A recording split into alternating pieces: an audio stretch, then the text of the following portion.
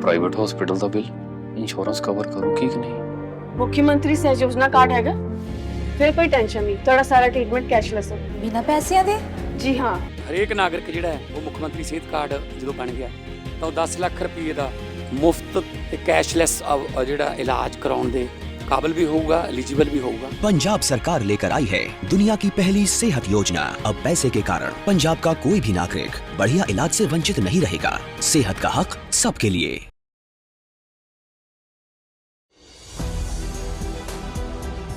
और जुड़ेंगे। मैं शुरुआत करूंगा चर्चा की। शुरुआत करने के पहले मैं वो 2-3 चीजें बताना चाहूंगा। एक तो जो ट्रंप का एक्स था, ट्रंप के एक्स का मेरे पास सार है, हम उस सार को देखते हैं कि सार है उन्होंने कल का जो सब एक्स था कि आज सुबह भारत के प्रधानमंत्री मोदी से बात करना मेरे लिए सम्मान की बात थी।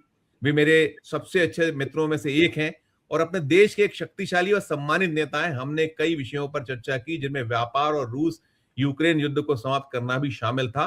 उन्होंने रूसी तेल की खरीद बंद करने और संयुक्त राज्य अमेरिका से संभवतः वेनेजुएला से अधिक तेल खरीदने पर सहमति जताई। इससे यूक्रेन में चल रहे युद्ध को समाप्त करने में मदद मिलेगी।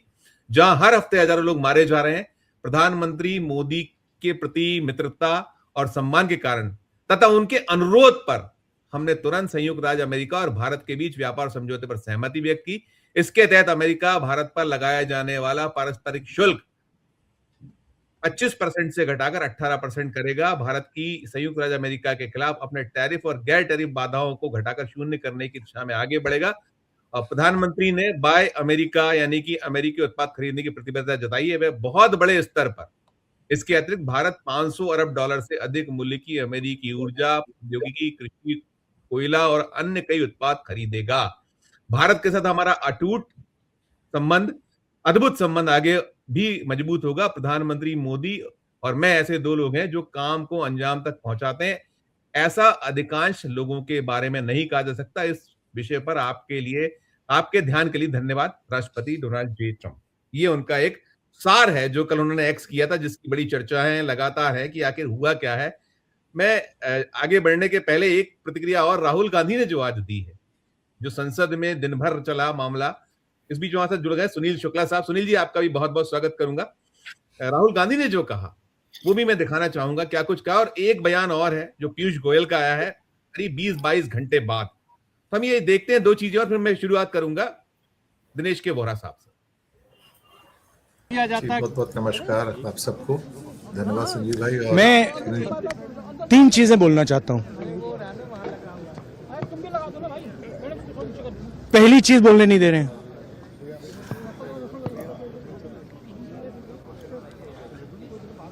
मोदी जी घबराए हुए हैं। आपने देखा जो ट्रेड डील 4 महीने से रुकी हुई थी। 4 महीने से कुछ बदला नहीं। किसी न किसी कारण, जो मैं जानता हूं नरेंद्र मोदी जानते हैं, नरेंद्र मोदी जी ने कल शाम उस डील को साइन कर दिया। नरेंद्र मोदी जी पर प्रेशर है, भयंकर प्रेशर है। और नरेंद्र मोदी जी का जो इमेज का गुब्बारा है, जो हजारों करोड़ रुपए लेकर बनाया गया था, वो फूट सकता है। इशू ये नारावाने की स्टेटमेंट नहीं है, ये साइड शो है। और वो भी जानते हैं, मैं भी जानता हूं। मेन बात यह है कि हमारे प्रधानमंत्री को कॉम्प्रोमाइज कर दिया गया है। किसने किया है, कैसे किया है, यह हिंदुस्तान की जनता को सोचना है। मगर इतिहास में पहली बार हिस्ट्री में एलओपी को प्रेसिडेंशियल एड्रेस में नहीं बोलने दिया। बाहर बोल दीजिए, जो अंदर नहीं कहा दिया जा रहा है। वो तो ऑटोमेटिकली होगा जी। बट ये आप समझिए, और हिंदुस्तान के जो किसान हैं, आप सब समझिए कि इस ट्रेड डील में आपकी मेहनत को, आपके खून पसीने को नरेंद्र मोदी जी ने बेच दिया है। और वो इसलिए बेचा है क्योंकि ये कॉम्प्रोमाइज्ड है। सिर्फ आपको नहीं बेचा है, देश को बेचा है। इसीलिए मुझे वहां नहीं बोलने देना है। नरेंद्र मोदी जी डरे हुए हैं क्योंकि जिन लोगों ने उनकी इमेज बनाई है वो अब उस इमेज को फोड़ने लगे हैं। धन्यवाद।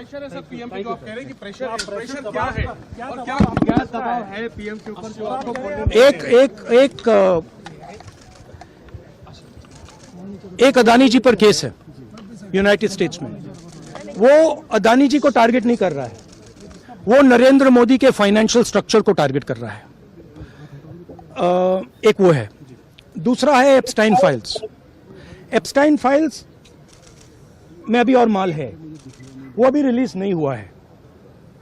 इसीलिए इस दबाव में आकर एप्स्टाइन फाइल्स में जो है, जो पूरा देश जानना चाहता है मगर अभी अमेरिका ने रिलीज नहीं किया है। और दूसरा जो अदानी जी पर केस है, जो एक्चुअली मोदी जी पर केस है, क्योंकि वो बीजेपी का फाइनेंशियल स्ट्रक्चर है, मोदी जी का फाइनेंशियल स्ट्रक्चर है। तो ये दो प्रेशर पॉइंट्स हैं। और आप ये बात समझ लो, देश ये समझ ले कि प्रधानमंत्री कॉम्प्रोमाइज्ड है। बहुत तीखी और बहुत गंभीर किस्म की टिप्पणी में ये सोचता हूँ। ये और देखें पीयूष गोयल ने क्या कहा, फिर मैं आपके पास आता हूँ दिनेश। करते हैं उन्होंने जिस प्रकार से सभी कोस्टल रीजन्स में खुशी मनाई है, ये दर्शाता है कि ये ट्रेड डील भारत के उज्जवल भविष्य का शुभ संकेत लेके आई है। मित्रों,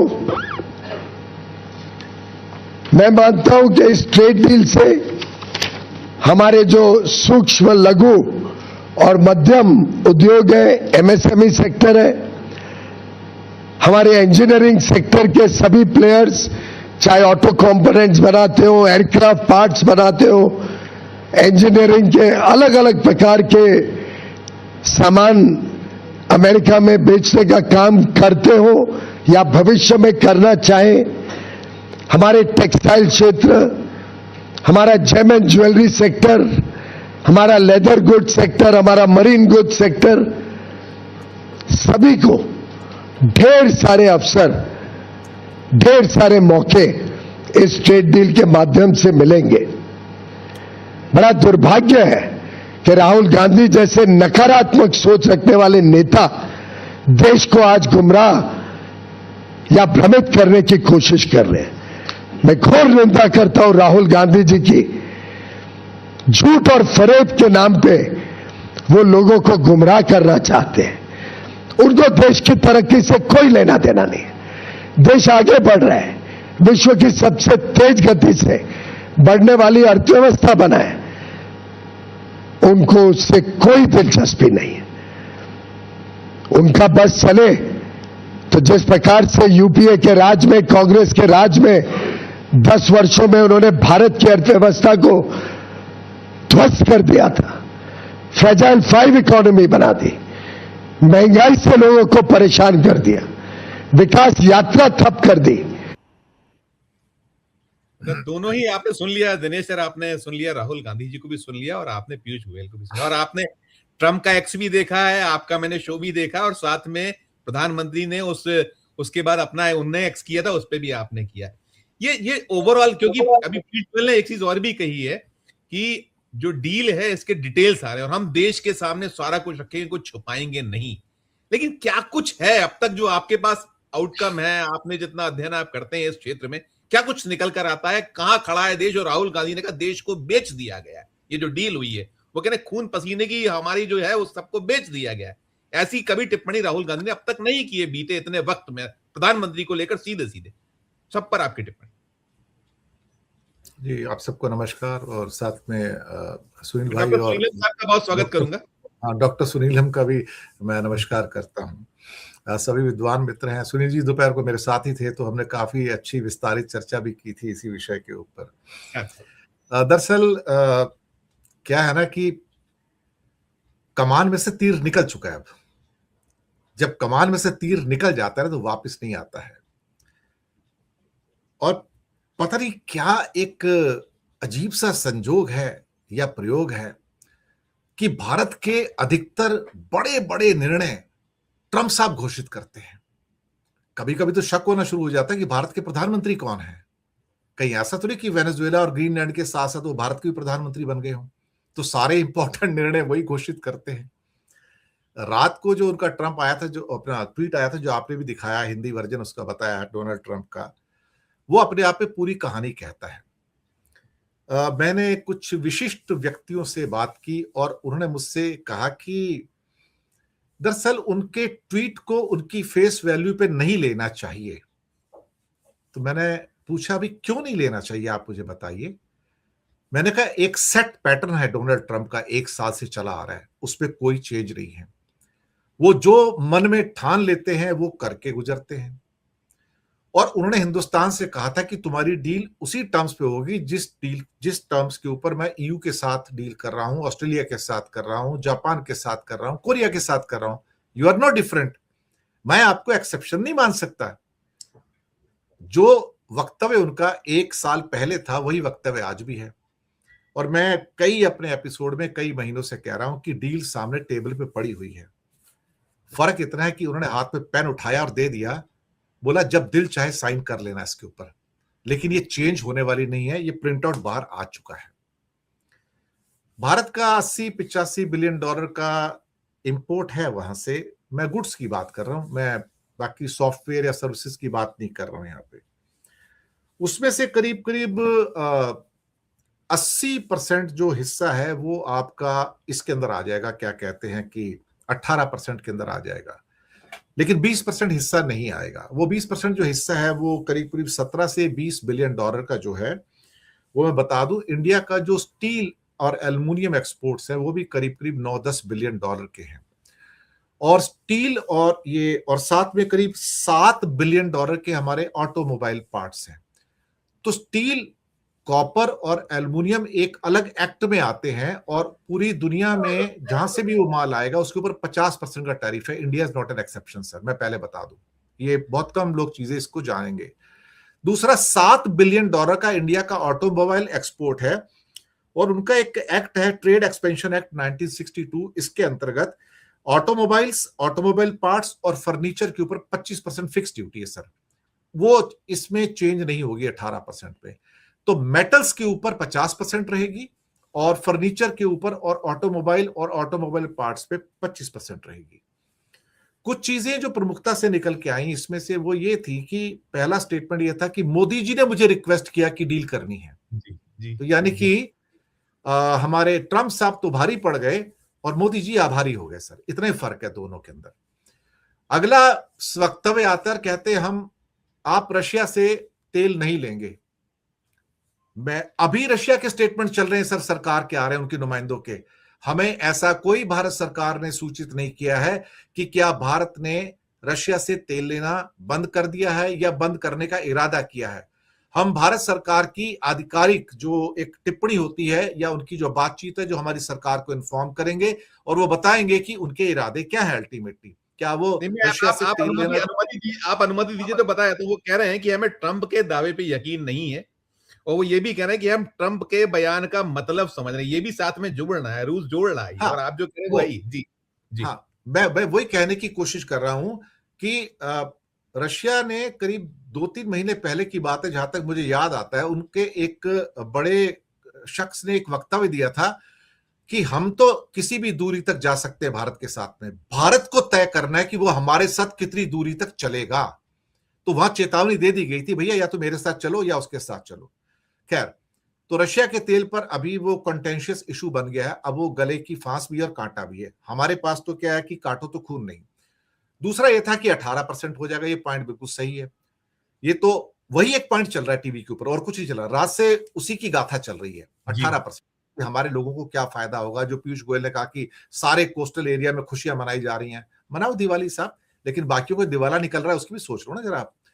उसके बाद साहब तीसरा पॉइंट जो आता है जिसके ऊपर चुप्पी साध रही, मोदी जी का ट्वीट साइलेंट है कि अमेरिका के सारे इंपोर्ट पर कोई भी ड्यूटी नहीं लगेगी, 0% टैरिफ होगा। तो मैं ये जानना चाहूंगा अमेरिका से आने वाली कारों पर और शराब पर कितना टैरिफ लगेगा साहब?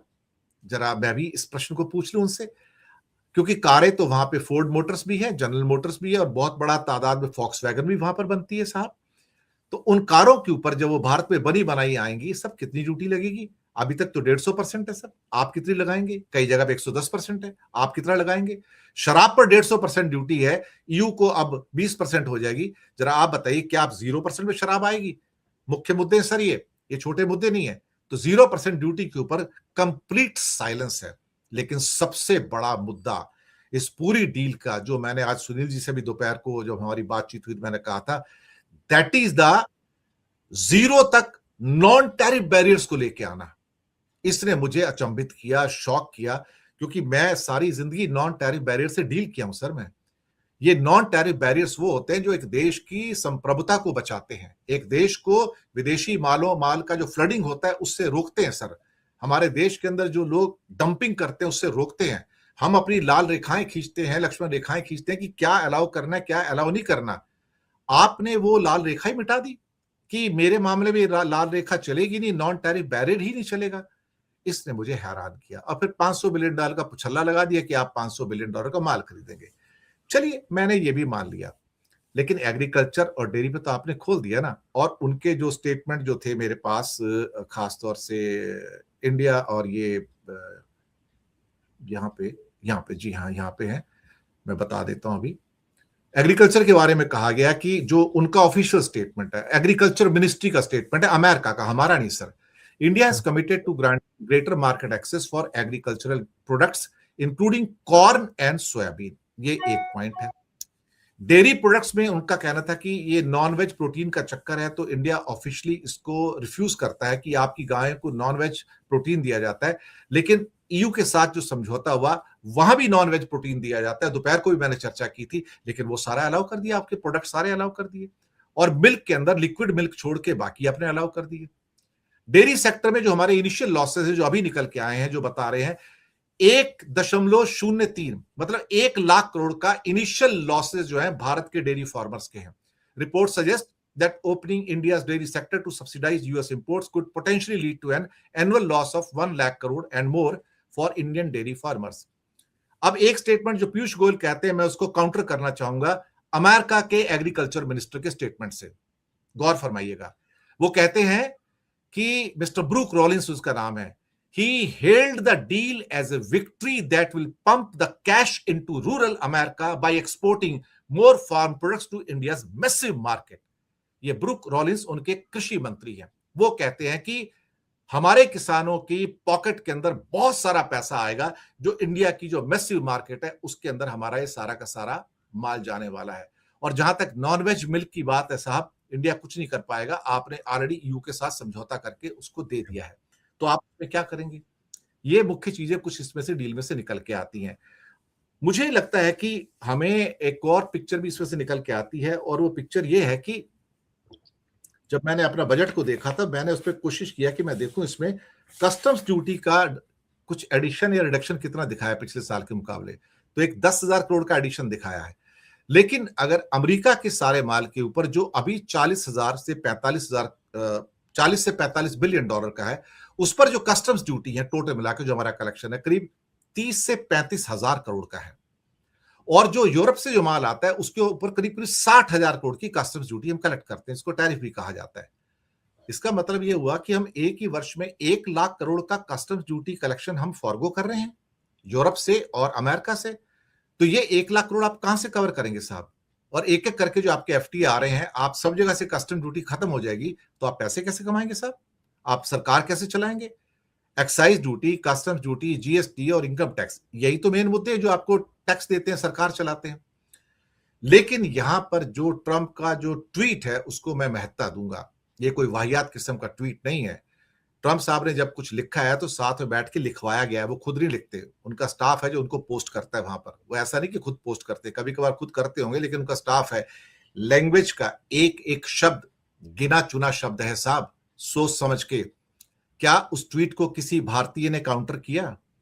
क्या कोई व्यक्ति ऐसा भारत सरकार में आया जिसने ये कहा, पीयूष गोयल हो या नरेंद्र मोदी हो, जिसने ये कहा हो कि ये ट्वीट गलत है? अभी ये कहने की कोशिश की जा रही है कि एग्रीकल्चर और डेयरी के ऊपर हाँ कुछ बातें हैं जो फाइनल नेगोशिएशन के अभी दौर के अंदर हैं। ये कौन सी बात हुई भाई साहब? आप तो कह रहे थे कि नेगोशिएशन खत्म हो चुकी है, डील टेबल पे पड़ी है, अब आप कहते हैं कि अभी डील फाइनलाइज नहीं हुई, कुछ लास्ट के पॉइंट्स बाकी हैं। अगर लास्ट के पॉइंट्स बाकी है तो कंक्लूड कैसे होगा? फिर घोषणा कैसे होगी? इसका मतलब देखिए, कहीं ना कहीं कुछ तो दाल में काला है या फिर दाल ही काली है। हमें एक बात समझ लेना चाहिए, आज हमारा 36,000 करोड़ के नुकसान है। कल को जैसे ही ड्यूटी फ्री होता है, अमेरिका का एक्सपोर्ट भारत को $100 बिलियन से ज्यादा का हो जाएगा। आप लिख कर रख लीजिए साहब। जब हर चीज ही फ्री आनी है इंडिया के अंदर, तो सारे इलेक्ट्रॉनिक भी फ्री आएंगे आपके सारे के सारे। आपके जो बाकी जो हार्डवेयर हैं वो भी सारे के सारे आएंगे, जिसमें अमेरिका मास्टर है सर। उसके अलावा आपके अमेरिका के जितने नट्स आते हैं हमारे यहाँ, जो फूड प्रोडक्ट काफी आता है ना, वो भी सारे फ्री आएंगे। ड्राई फ्रूट भी फ्री आएंगे सारे के सारे। और उनके जो कपड़े हैं, उनका जो चमड़े का उद्योग है, उनके जो बाकी उद्योग है, वो भी तो इंडिया में फ्री आएंगे सारे के सारे सर। और अगर आप ये कहने की कोशिश करते हैं कि देखिए आपके माल के अंदर जो 80% माल है वो चाइना का है और आप अमेरिका में असेंबल कर रहे हैं और भारत भेज रहे हैं, तो आप उसको भारत नहीं भेज सकते, ये ईयू कहता है, ये उसका नॉन टैरिफ बैरियर है।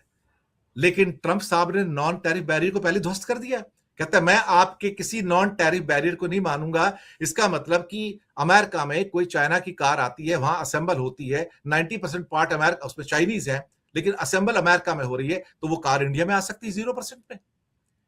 सर मैं वो बिटवीन द लाइंस पढ़ने की कोशिश कर रहा हूं, एक व्यवस्था का छोटा सा हिस्सा होने के नाते कभी जो था मैं, कि ये सारी के सारे जो डेंजर पॉइंट्स हैं, इसको मैं डार्क स्पॉट्स कहता हूं सर।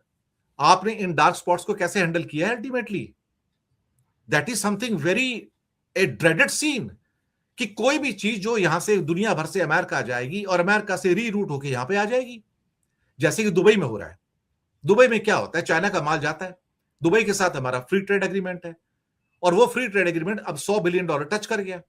चाइना ने वहां पे कुछ यूनिट खोल लिए, माल वहां बेचता है, वहां बैठ के असेंबल करता है, लेबल लगाता है, इंडिया भेज देता है सर। हम लॉस पे लॉस पे लॉस खाते चले जा रहे हैं सर, यही तो हो रहा है। तो अमेरिका क्या वो पिक्चर अपनाएगा, या भारत ये कहेगा कि यार वो आप ईयू वाला रूल तो अपनाओ कि 60, 70, 80% जो कंपोनेंट है इंडिया के होने चाहिए, तब आप भेज सकते हो। अगर आपके 90% कंपोनेंट चाइनीज हैं और अमेरिका में आप असेंबल करते हो और भारत भेज देते हो, तब क्या होगा सर? सर मैं सारे सिनेरियो सामने रख के बैठा हूं टेबल के ऊपर, लेकिन अब कुछ नहीं हो सकता।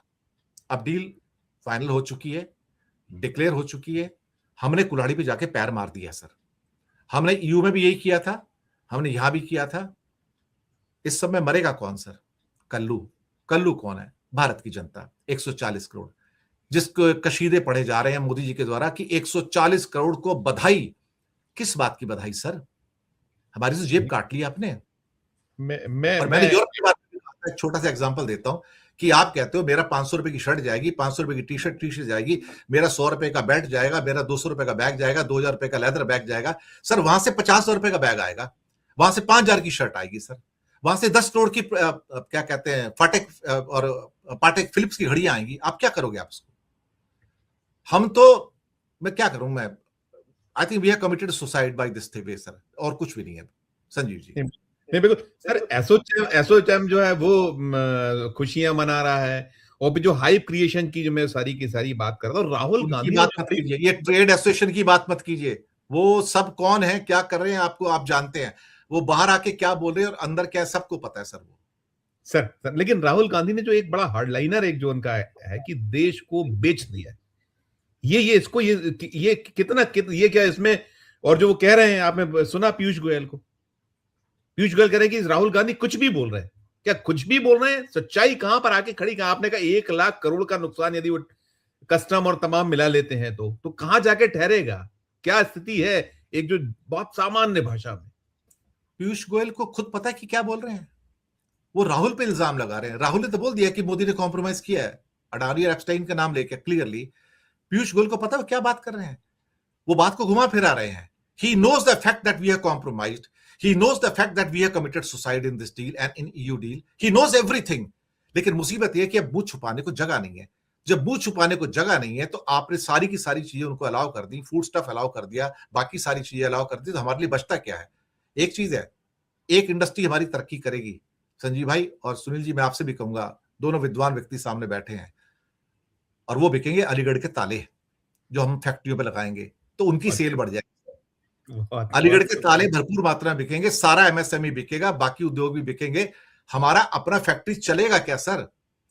सर अगर 100 रुपए का डब्बा वहां से आएगा, कोई भी एक चीज है, उस पर 0% कस्टम ड्यूटी है, यूरोप से आए, अमेरिका से आए, और उसके ऊपर अगर फूड स्टफ है तो 5% की कस्टम अपना जीएसटी लगेगा, 105 में मेरे पास आ जाएगा। सर मैं इंडिया का घटिया माल क्यों खरीदूंगा जब मुझे यूरोप का माल मिलता है, अमेरिका का माल मिलता है? आप बताओ ना मुझे।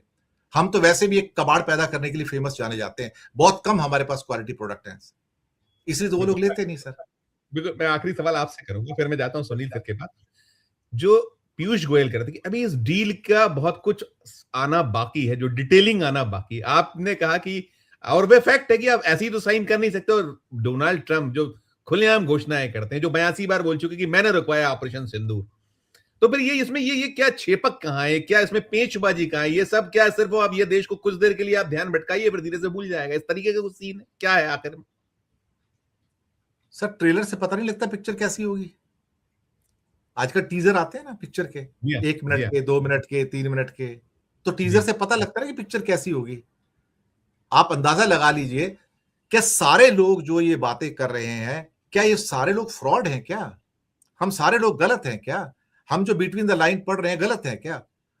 और फिर मैं अपने आप को कम से कम उन लोगों में नहीं गिनता हूं कि जिनको इस एफटीए के बारे में नहीं पता है सर। मैं अभी आज सुनील जी को दोपहर को बता रहा था प्रोग्राम के अंदर में कि मैं अभी 2-3-4 महीने पहले मद्रास में था, मैं वहां पर बड़ा एक सब ट्रेड एसोसिएशन वाले थे, वहां पे मेरा 3-4 घंटे का लेक्चर था सर, सिर्फ एफटीए के ऊपर था सर, पूरा प्रेजेंटेशन था मेरा, और सबके साथ जो हुए थे, आसियान के साथ, जापान के साथ, कोरिया के साथ, ऑस्ट्रेलिया के साथ, I had given the huge you can say calibration on that one. मुझे पता ही अंदर की चीज क्या है सर, और पीयूष गोयल क्या बोल रहे हैं। वो बेवकूफ आम आदमी को बना सकते होंगे, लेकिन जो जानकार है उसे तो नहीं बना सकते ना। टीजर ही इतना गंदा है तो सर पिक्चर कैसी होगी? हमारे लिए मुश्किल की घड़ी है सर, बहुत मुश्किल की घड़ी है। बस सीधी सारी साफ सुथरी बात है सर मेरी।